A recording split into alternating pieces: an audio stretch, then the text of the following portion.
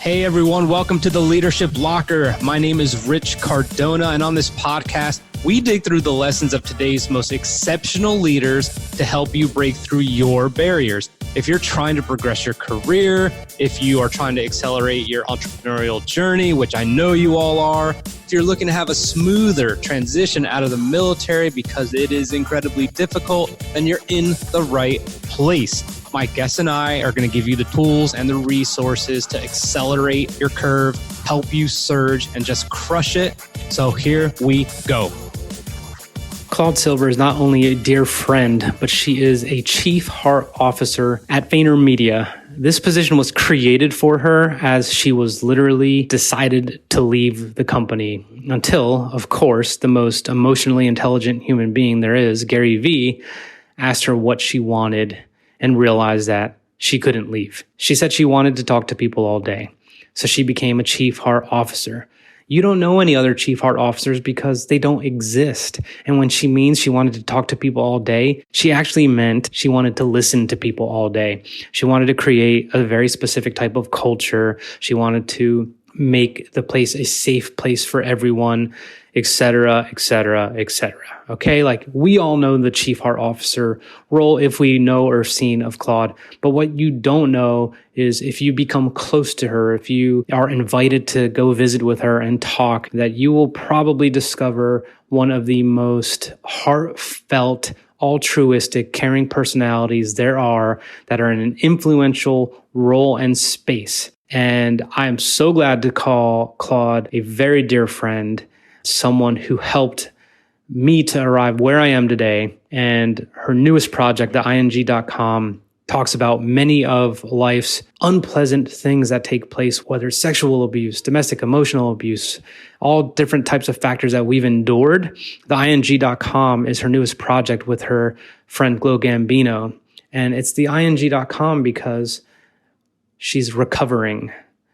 No one's ever going to be recovered. We are all dealing with all these things, and it's just a process of life. So I wanted to take the opportunity not only to sit down with her and revisit her after my first year of ever meeting her face to face, but also to shed light on some of the relationships between domestic abuse in general and in the United States military. Here we go.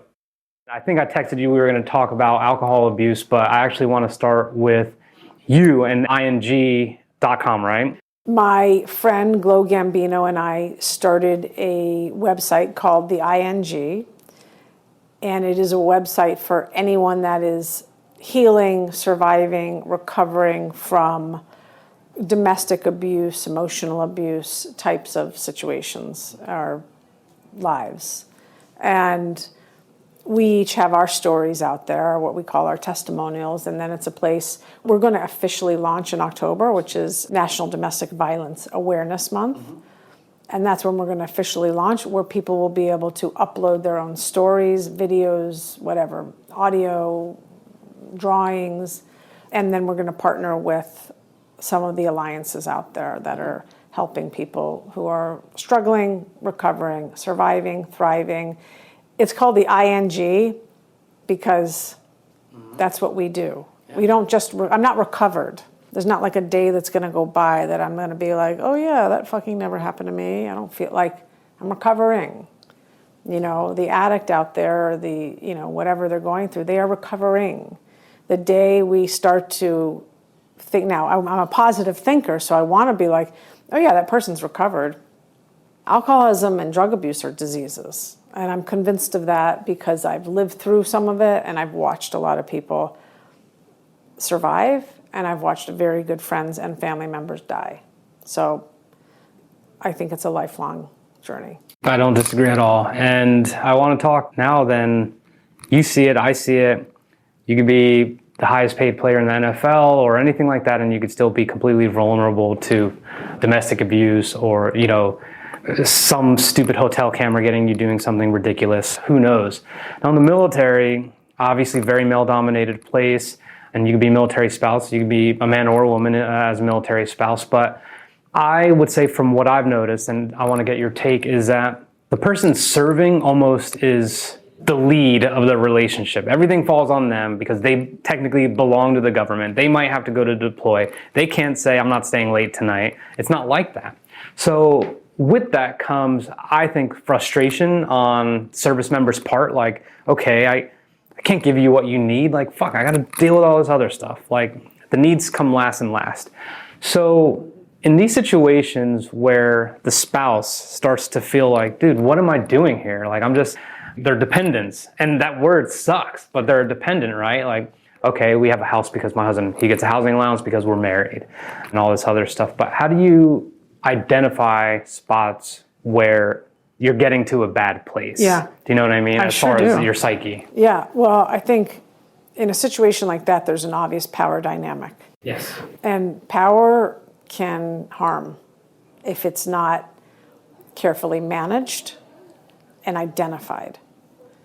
And I think that where you have a difference of power or power dynamic, there's a real opportunity for codependency to sink in. And I think that codependency, when left out to roam, can really be a killer. And codependency are things like, if only I did this, he would love me.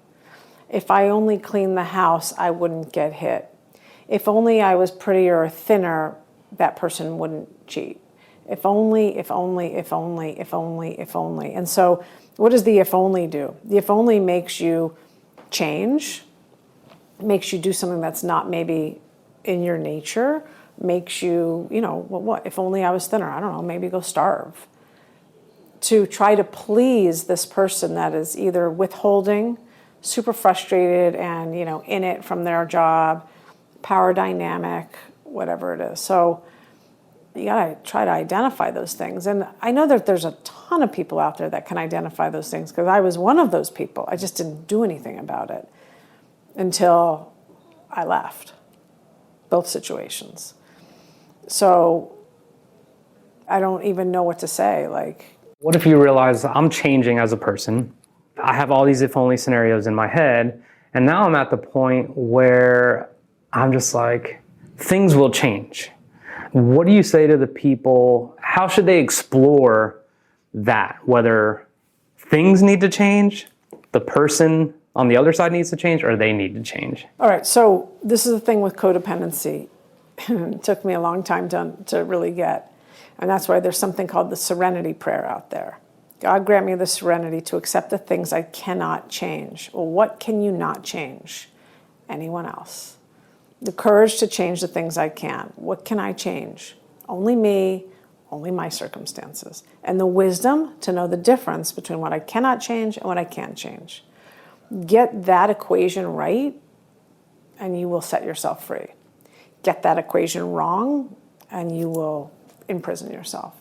So how do you, in your mind, if you're in a situation where there might be a power dynamic in the relationship, how do you convince yourself that you are worth it to do whatever it is that you have to do to take care of you and maybe take care of you and the baby or whatever it is? Like, that first step is clearly the hardest, right? How do you get there? How do you practice to get there? Yeah, well, if you don't have it inside, let's hope to God that you have enough of a support system that can remind you how worthy you are, how important you are, how wonderful you are, how deserving you are, how loving you are, But like, I am worthy of love. I am worthy to be in a healthy relationship. I belong. I am enough. These are the types of things that you either need to be saying to yourself, or you want to be around people that can say those types of things. Mm-hmm. Because that type of bad relationship will strip away your sense of self-worth, which is your confidence. Mm-hmm. And without confidence, you're already an underdog. Without confidence, you might as well just like leave the dog park. That's a good one, but it's true. So it's tough. It's really tough, because I think those of us that have been in these situations find ourselves to become shadows of ourselves. And I've used that word. I'm a shell of myself. I'm a shadow of myself. These are things I used to say. But only I could leave. Yeah, my family, my brother, my Nana, my friends, they all told me. Mm-hmm. And it pained me to see the pain in their eyes. But it wasn't until I could do it. In the military, if you want to talk about these things, The second it gets to someone in a chain of command or victim advocate or anything like that, like it's red alerts everywhere. That is enough for people not to say shit. Yeah. Because it's going to draw a ton of attention to your family now. And 9 times out of 10, that service member, whether they're ignorant of their behavior or maybe it's purposeful, whatever it is, they're going to get called into someone's office. There's going to be a couple people in there, and easily, because of just the way the military works, people are going to know sooner than later. Yeah. That is enough for someone in the position to be like, fuck that. I'm not going to do that to him or her. What's on the other side of that fear, by actually taking care of yourself? Like, what's on the other side that people can't see? I mean, it's lame to say freedom, but that is what's on the other side. It's just that freedom looks and tastes differently to every single person. Because freedom also means you have to start again. Or freedom means you got to go live with your parents. Or freedom means so forth and so on. Your sister takes care of a baby. I don't know, but everyone's got different circumstances. But freedom means that you never, ever, ever, ever, ever have to feel that low and that close to death, the death of your soul. You got to get to that place. Only you can do it. Only you can do it. But the system is so rigged, especially in that system, and forgive me, I've never been in the military, but just like knowing enough about life, that there's so much power already. So what happens when that service person leaves that disciplinary meeting? Oh, they go home and they hit their spouse. They go home and they drink. They go home and they do this, that. I'll tell you exactly what happens. Unless they leave that meeting and they go get treatment. Boom, immediately. Immediately. Do not pass go. Do not collect $200. Because that gap of time is where the injury will really happen again. Once they're found out, unless they have enough of their shit together, or they can raise their hand and say, yes, I have a problem, that's when the danger really happens. It's called retaliation. So, Claude, you and I are together. I'm a shitty husband to you. You're sick of it. You talk to the command about it, and you're suggesting we go to counseling. I'm like, fuck that. We don't need counseling. Like, we can figure this out. Tell me why that doesn't work. First of all, you're saying that because you're a person of power, or you don't want to be intimidated, but you have a uniform and all that crap. You don't get to that situation where you're pulled into a disciplinary action because you can figure it out. That's too late, right? I mean, that's just, I'm sorry, that train left the station a long time ago. You don't get pulled into that disciplinary action because 2 years prior, you sit down with your spouse and you go, this isn't working out, we need to go talk to someone. That's what being a real leader is about. A leader in your family, a leader as a human being. That's what it's about. But it's a little bit too late unless you have the self-awareness to be like, yeah, that's it, sir. I am messed up and I need to get help. And, your spouse is willing to get help with you. I really love that.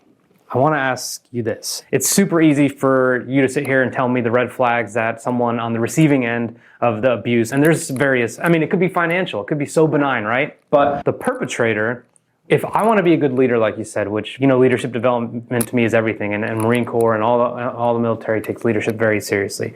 If I want to be the leader in a relationship, and I might be oblivious to some of the abuse I'm imparting on my partner, what are some of the things I could do to look inward and be like, I'm fucked up right now? Yeah, out of control. Only you know where your true north is. Only I know where my true north is. So where are you in your true north? Are you sliding? Are you sliding down the mountain? Are you steadfast? Are you steady? Are you acting out? Are you getting triggered over little things like the trash wasn't taken out? Because that's pretty minor. Yeah, those types of things. You need new dog poop bags and you didn't pick them up from the store. Those little things like that, or my clothes aren't ironed. So I think triggered how your reaction is. Are you acting out? Are you drinking more? Are you smoking? Are you gambling? Whatever those things are. Only you know yourself. Where are you slipping from your true north? Are you no longer, if you're a faithful person, you believe in God, are you not praying, you don't go to church, are you hiding things, are you Those types of things, I think. We all know when we're not centered. So true. By the way, life is life, and there's a lot going on in life. And so I don't know if we're centered. I'm not perfect every day by far, but like there's 10 degrees I can probably exist in. And there's a lot that goes on in those 10 degrees. But anything past that, I know when I'm just being a schmuck or not my best self. So if I know that, someone with as much self-awareness or even a little bit less got to know that. You're not oblivious unless your head is in the sand or your mouth is in a bottle 24/7, or you're really messed up from PTSD and all of that other stuff. Let's acknowledge the mental and emotional things that some of us don't have control over. But I would also say, have a friend around to check yourself. So I know I'm deviating. I know I'm 15 degrees off rather than my plus or minus 10 degrees. But it pains me or that person to go there, right? Pains, it embarrasses you. I'm just saying, yeah. I mean, like, just as much as I was saying for the person on the receiving end that it's hard to bring it up and talk about it, what mindset does a person have to take on in order to have that first conversation, be like, you know what, like, I'm messed up, I'm sorry, or what can I do better? Because that is really the ultimate, right? Like, that is, I think, more powerful than anything if you could just get to that place without prompting and not getting called into someone's CEO's office. Yeah. Look, I'm broken. I'm messing up. I don't want to be this person. I don't like it when I act like this. Those types of things. Imagine if one had that much vulnerability and also love of that person or self-love, whatever, to at least say those words. Like, I need help. I can't do this alone. I want to get better. I don't want to act out like that. Those are the signs where there's possibility. Those are the open doors. Other than that, you cannot lead a horse to water. But if you have that much of an opening in a window, which is, I want to get help, I need help, I don't want to act like this, okay, let's do something about it. I love it. I know you're an extremely busy woman, and we could wrap up here. I want to say thank you, and I'd also like if you could tell anyone any resources that you feel, like if I don't want to use a traditional military resource, there's plenty of them. I'm not saying the military is broken. I'm just saying sometimes it's comfortable to go outside the machine. Where's a good place for people to go or read, even if it's your website, of course? Well, I would say, depending on what someone's going through, any 12-step program is going to be good. Like whether or not it's Alcohol Anonymous or Codependency Anonymous or Narcotics Anonymous. Like all of those things are good because you're going to be with people that are like you. And what happens when we're either the victims or we're the perpetrators is you feel alone. So being around people that are like-minded, like you, is a big help. So any 12-step program. Obviously, there's something called RAIN, which is, I think, rape, incest, sexual, domestic abuse. There are the hotlines. There's also like Gamblers Anonymous. I mean, there's a bunch of things. There are therapists. You can open up, like, I know we don't have phone books anymore, but you can open up and just be like, local psychotherapists in my area. Call them. Do you take a sliding scale? Do you take my insurance? The real deal, the thing I just want to leave people with, because it took me a long time to get this, is like, you don't have to suffer alone, and you don't have to suffer in silence. And there's so much shame. I know there's shame being a victim of it. I can only imagine what that person is feeling, that person that is on the other side, the perpetrator, whatever you want to call it. That's got to be terrible. It's got to be a terrible feeling to know that you inflicted that on someone else or you've inflicted that on yourself. So all I can say is like, yes, you're going to be afraid, and yes, it's terrible. The shame, don't let the shame win. Thank you for listening to The Leadership Locker. For more about us, how we can serve you, and for other episodes, please visit richcardonamedia.com/podcast. If you liked this episode a lot or little, please don't forget to subscribe so that way my guests and I can continue to deliver some heat and get you the knowledge that you want. Don't miss an episode. Please join our Facebook group so you get much more exclusive content. Take care.